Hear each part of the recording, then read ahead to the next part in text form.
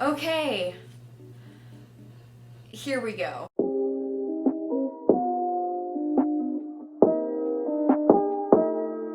Hey, hi, howdy, it's your girl Nikki, your uncontroversial drama queen, and welcome back to my channel. Just as soon as I thought I would finally be able to make a video talking about something else, petty drama, Shane Dawson, literally a piece of toast on the ground, our dear friend Gabbie Hanna decided to open her mouth. And oh boy. Gabbie Hanna is living up to her promise and is starting to upload her series once again. We are now on episode 6, which means your girl gotta give you the fix. I am going to watch this series as much as I do not want to at this point and give you the news. As much as this episode literally angered my soul, I got through it and I'm going to cover it for you guys. But first, if you like my face, feel free to like, subscribe, and hit that notification bell to join the fam bam because we'd love to have you. Also, follow me on TikTok because I'm almost at 200K. Anyways, let's get sippin', let's get drippin', and let's talk the tea. Before we start, I just want to briefly comment on the author's note because it is honestly more informative than the video itself and gives just a very big insight to where Gabbie's headspace is and how wrong she is with this video and just all of her videos in general. So I'm just gonna read out like the little snippets and give you a little bit of insight to where cuckoo brain is. Okay, I'm going to read it out and maybe give commentary, but also we're literally like one note in and this is gonna take like 5 minutes alone. Long time no see. I'm back. I felt myself being distracted from my goal of getting caught up in the petty lies, wanting to explain over and over and explain again. Yeah, no.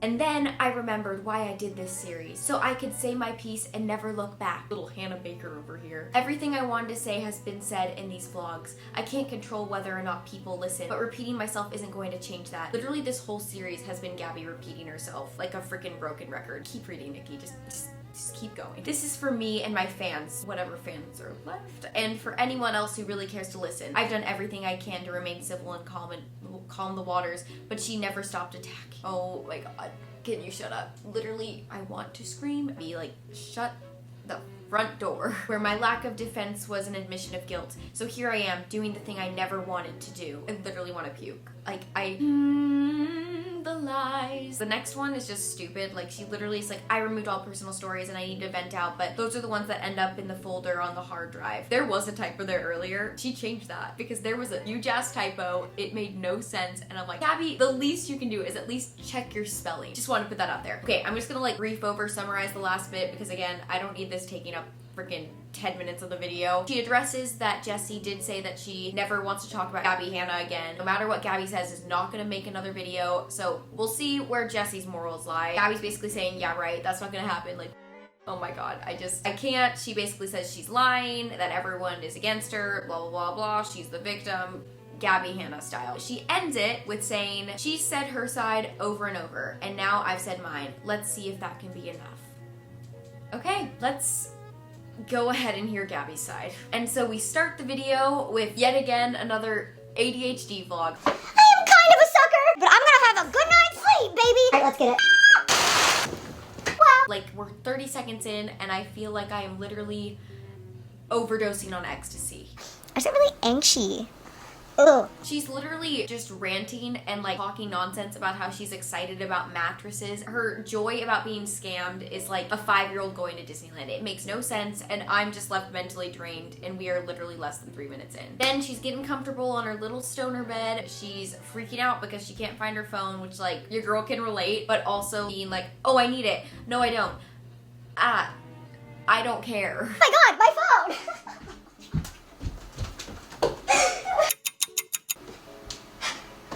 Dude, it's not down there. I did feed the cats though.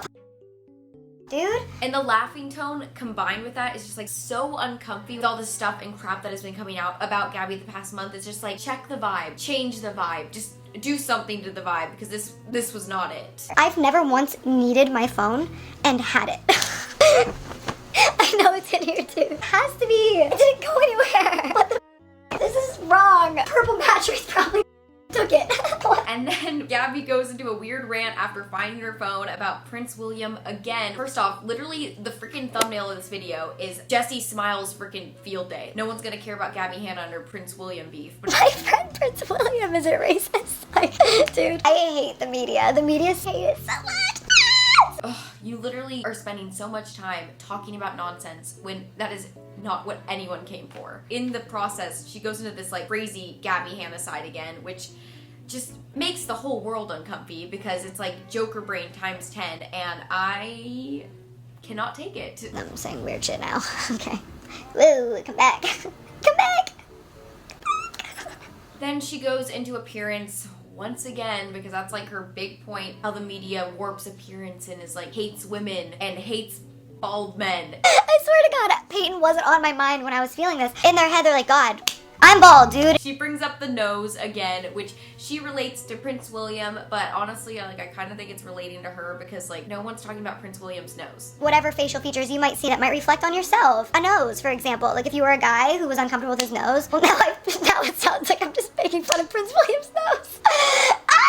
But yet she brings up her nose and how people criticize it like 24/7. So I feel like that was like a backhanded way of going back into that conversation, which did not need to be had again. Please, just move on. Then we get into the Alex James section, which, oh God, oh my God. I definitely think he is a douche, like a ton of other influencers on this app. That still doesn't warrant all of your actions, Gabbie. He once told me in front of our mutual friend at dinner, don't you think Gabbie would look good with a nose job? That see in movies is dead ass these bitches. And the fact that he faked a nose job and lip injections is not a reason to literally call someone crazy. Like, yes, it's weird, but like you're literally calling him insane. Pretending to have gotten into a car accident so that he could pretend like he literally, dude, that's so crazy. That was the first time that I was like, oh, you're a for real psycho. Like you're like Shane Dawson with the phrase psychopath. Like not everyone is a master manipulator and gaslighter and crazy and freaking narcissist, Gabbie. I can't say the same about you though. Then we get into the juice. The part that everyone came to this video for, the update. This video was filmed back in March, back when Gabbie was still like cuckoo on TikTok, and like that was like the most of her controversy really span. Isn't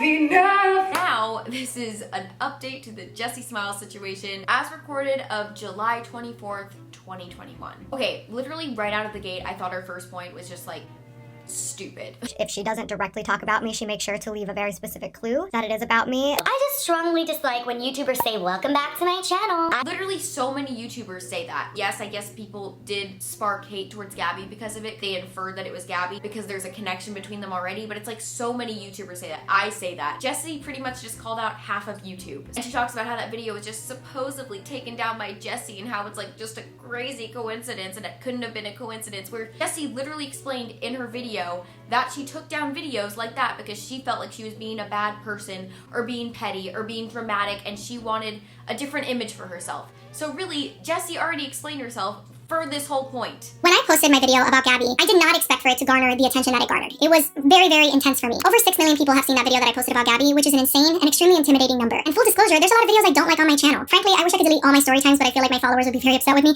I don't like that era of my life. I don't like how I talked about people, even when I was trying to be funny. So yeah, when I posted my video about Gabbie, there were videos both with Gabbie that I didn't want up anymore. And there were videos that I just looked at and I was like, ew, gross. And then Gabbie goes into the point that they supposedly were cool with each other for a little brief period of time. Like Jessie made a little video about it and was like, yo, we chill. But was also, on the other hand, just saying like, yeah, the fights we had were really, really bad and cut deep and it sucked. Like they were more on the terms of like, oh, if I met you at a Starbucks, I'd run away, like Jeff and Trisha type terms. You know what I'm saying? What happened was so hurtful. We both hurt each other on another level. Like it was really nasty, and I think that if we sit down and talk about it, it would be a disaster. And Gabbie took that as like, well, why would you say we're friends if you're gonna just come back and say that we had like this dark past? Because for years, Jessie has been obsessed with keeping the narrative alive that we had this crazy, dramatic, toxic fallout between us. Jessie is warranted to have feelings of feeling like, ugh, like uncomfy around you, Gabbie. Like, I feel uncomfy around you and I've never even freaking met you face to face. Feelings are warranted. End of story. Gabbie freaking spins her own narrative, as she says Jessie does, and says that they were never even friends. And she's made our friendship into this really big, hyperbolic thing when I knew Jessie for like a few months, literally. Somewhere between 5 and 7 months between the end of 2014 and early 2015. We barely knew each other. They never even knew each other. She's basically a stranger to me. Like, I basically never even knew her. What? Why didn't you say that in your initial video then? Go ahead and say that you never friends in your initial video, but you didn't do that. No, you're doing that now because you're trying to save your ass. Like, she's trying to distance herself from a situation that has done so much messed up crap over the years. She equally was a part of this situation, but yet she's like, don't know her, moving on.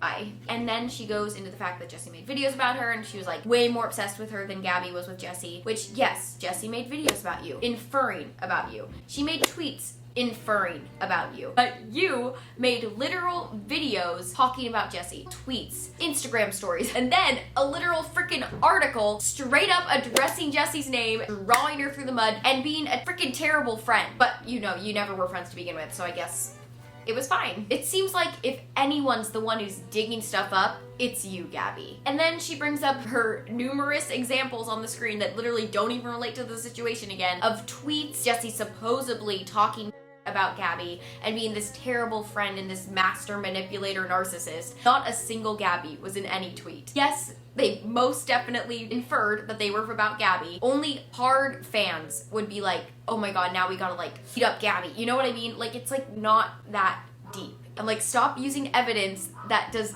nothing for you, Gabbie. And I do want to bring up the point that I do not believe that Jessie is clean in this situation. In the R-word situation, yes, I think she definitely is in the clear, but I think that Jessie has done some messed up shit in her past. I mean, I think a lot of people have. I don't think that she is completely in the clear, but she at least handles these situations in a smart way, whereas Gabbie does not think past 2 steps ahead of her. And literally, to add on to that, Gabbie keeps making the excuse of like, I'm impulsive, LOL, I'm just not like other girls. Surprise, I'm impulsive. I make bad choices sometimes. I should have just stopped where she said that she didn't have any evidence for the claims that she was making. Gabbie, there is a difference between being crazy and like not like other girls and being a literal insane human being. You can't blame every mistake you've made, every friendship ending, and literally anything you've done on your ADHD and your impulsive attitude. As you mentioned in the series, you are a 30-year-old adult. Figure out your... When you have literally been a apologist, harassed fans, harassed other content creators, and just been a terrible person in general, you cannot just use your ADHD and your impulsive attitude to get through all of your situations. It's not gonna work anymore. Not that it ever worked to begin with. I do agree when Gabbie mentions that the details of their friendship and all the ins and outs do not need to be mentioned. All the stuff she mentioned in this was already too much, so the fact that she had more that she was gonna mention is like scary. So thank you, Gabbie, for doing the bare minimum, for not doxing Jessie's address and social security. I mean, literally through this whole video, she just wants to pin Jessie to be the monster and the master manipulator so badly. It is insane. Jessie is a true master manipulator. She's a puppet master. She has everybody do her work and spread her messages for her. She takes a small shrapnel of truth and hyperbolizes it the same way she hyperbolized the way we were best friends so that it seems more real. The fact that she literally called Jessie a narcissistic abuser again is just so sick to me. I mean, even Jessie said she would never call anyone that, not even her worst enemy. It is so beyond irresponsible as a creator with a platform your size to accuse every single person that you don't like, that you've had issues with, and that you've hurt of abusing you, of being narcissist. This isn't me starting drama.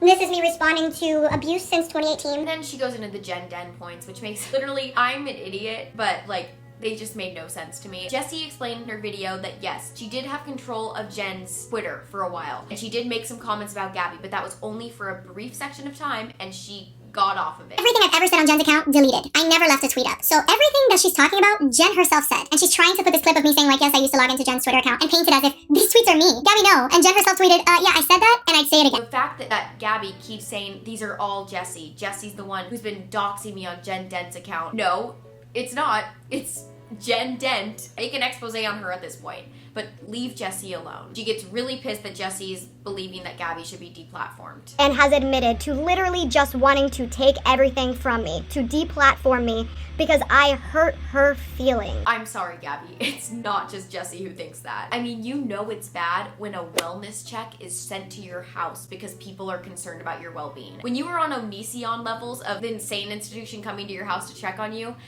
you have gone too far. And then, literally we are like less than 30 minutes in and I am losing my voice. Okay, Gabbie goes on to talk about how people with no empathy are just monsters. And it's like, okay, Gabbie, you're talking about people with no empathy, freaking psychopaths, Shane Dawson style. How about we talk about your actions on Escape the Night, being a terrible castmate, and the whole series in general, just doxing everyone around you, freaking Hannah Baker style. It just feels like there's these deep-rooted problems that Gabbie really needs to address in therapy. That girl, she needs more wellness checks. Gabbie is like a freaking defensive bee. She feels all attacked and then she starts stinging people while she's freaking killing herself in the process.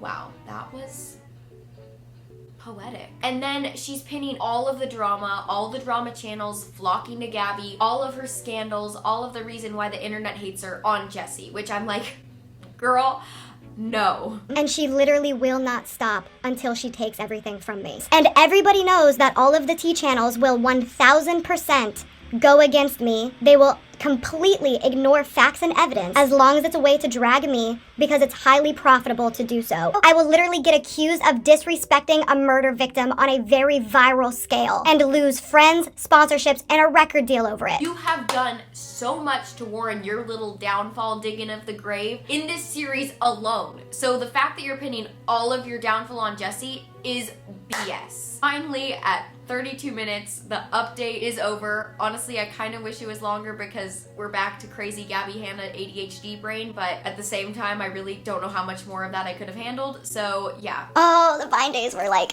kind of tight. I don't have much else to say about the update other than Gabbie is clearly a broken toy at this point and a broken record and just a broken person altogether. Next, she goes from the serious allegations involving Jessie to literal talking of scandals with rap battles, which, oh my god. I don't know if she should have just put the update at the end or at the beginning or just take that the whole video altogether, but tone of this video went from like 0 to like 100 all the way back to 0. Oh, that's such a good one for another day. And then we are back to talking in freaking chipmunk ecstasy speed. Like, my brain cannot take that at this point. Whatever, I was ahead of my time.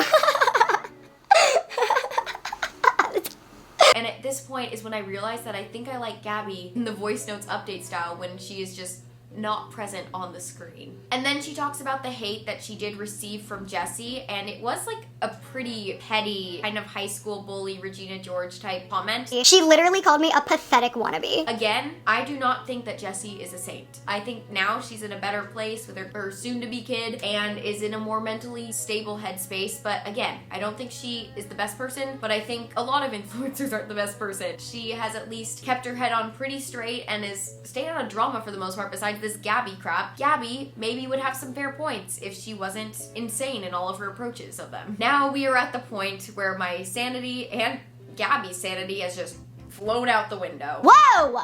Oh my god! That both of my major online controversies were centered around me challenging somebody to a rap battle! My eardrums have officially left the chat. I mean, she is just so salty about the past controversies and the past in general. It's just like, you need to move on. I get it. You've been burned. And I get this series is supposed to help you heal, but at this point, it's not helping anyone heal. So just move on, make your freaking edgy music, and live your coked out pop star dream. And then we're not even talking about controversies at this point. She's literally just going on complaining about how Jessie was this pretentious little hoe to her, not letting her go out at night and giving her a curfew and a key, making her pay at the nail salon, and making out with all the guys that Gabbie was interested in, like a little playa. I had curfew, like I couldn't be out that late. Very like strict rules of living with her, which is fine, but like she used the key as like a weapon. She would always do all this nice shit for me, but then she would talk about it like to everybody else. Which, yeah, not a cool move. Again, I think Jessie has definitely had kind of like a Regina George's past. And they were younger, they were in their 20s. Like, I think that both of them were immature. I just think one of them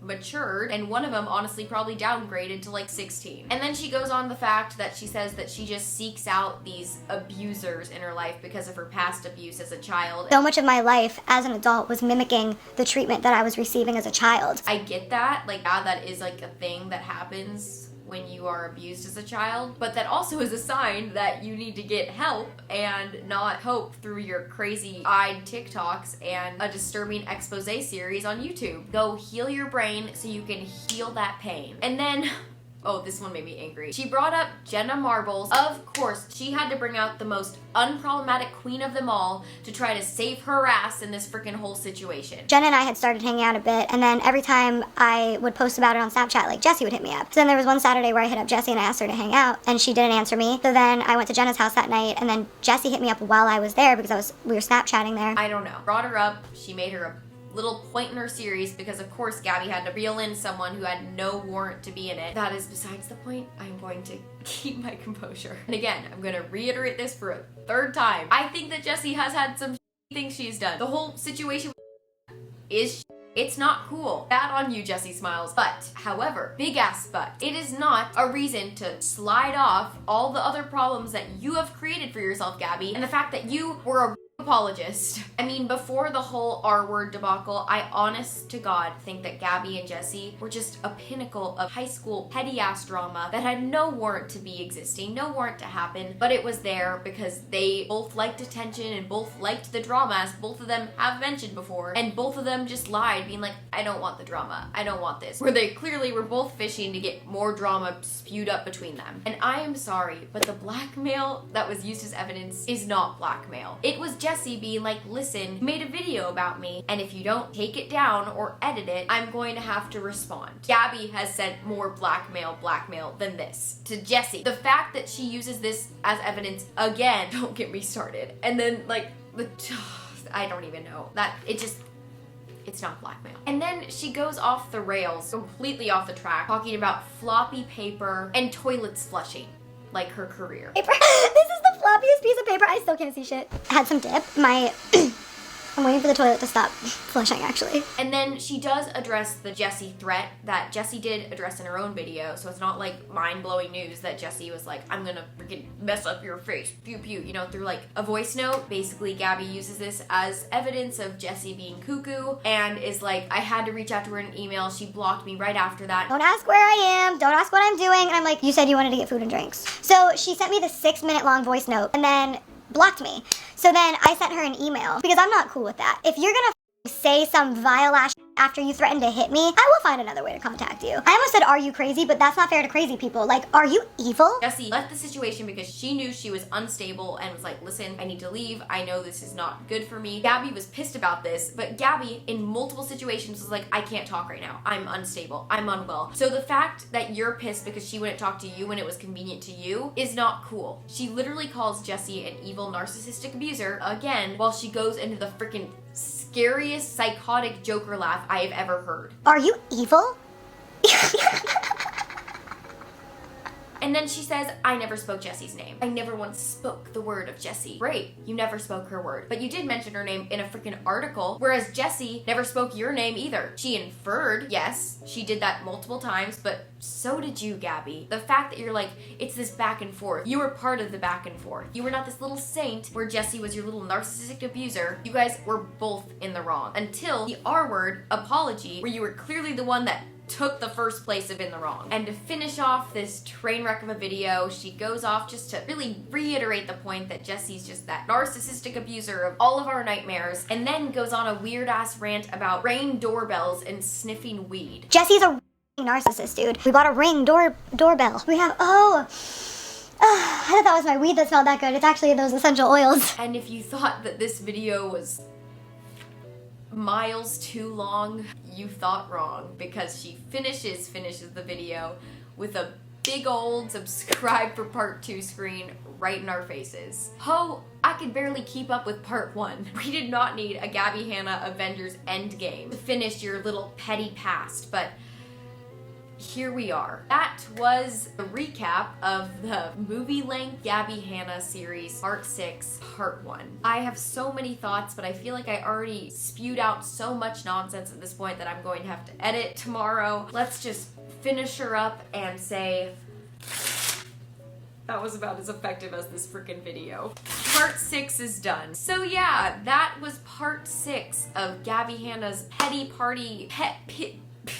Party series. I can't talk at this point. I'm gonna finish off because I just need a bath. I need to wash Gabbie off of my body. If you enjoyed this video, feel free to like, subscribe, and hit that notification bell and join the fan band because we'd love to have you. We like to talk tea here. Be sure to follow me on TikTok because I'm almost at 200K. I will be sure to keep you updated with the next series, the next drama, and the next tea sesh. So yeah, I will see you in the next one, and bye!